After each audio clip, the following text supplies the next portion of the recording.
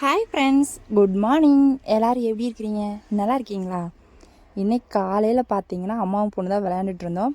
பாப்பா வந்து மாஸ்க் போட்டிருக்கிறாளாம்மா, அதனால் வந்து என்னை பயப்படுத்துகிறா. பயந்த மாதிரி ஆக்ட் பண்ணியாச்சு.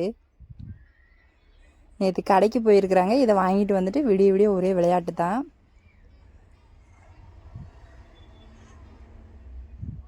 இன்றைக்கி பார்த்திங்கன்னா நம்ம வீட்டில் இட்லி நேற்றே அம்மா மாவாட்டி வச்சிட்டாங்க. இன்னி பார்த்திங்கன்னா ஒரு 3-4 நாளைக்கு பிரச்சனை இல்லை.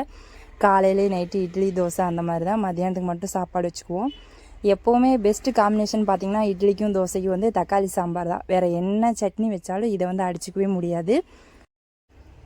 2 பெரிய வெங்காயம், 6 தக்காளி, இஞ்சி பூண்டு பேஸ்ட்டு, பட்டை சோம்பு இதெல்லாம் போட்டு நல்லா வதங்கினதுக்கப்புறம் கருவேப்பிலை ஆட் பண்ணிக்கலாம்.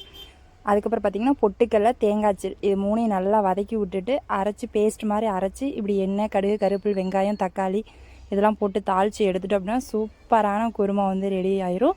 நீங்களும் வேணால் மறக்காமல் ட்ரை பண்ணி பாருங்கள். நாங்கள் எல்லோரும் சாப்பிட்டுட்டு எப்பவும் போல் டியூட்டிக்கு கிளம்பிட்டோம். இந்த வீடியோ பிடிச்சிருச்சுன்னா லைக் பண்ணுங்கள், ஷேர் பண்ணுங்கள். மறக்காமல் நம்ம சேனலை சப்ஸ்கிரைப் பண்ணுங்கள், கமெண்ட் பண்ணுங்கள். ஓகே, பாய்.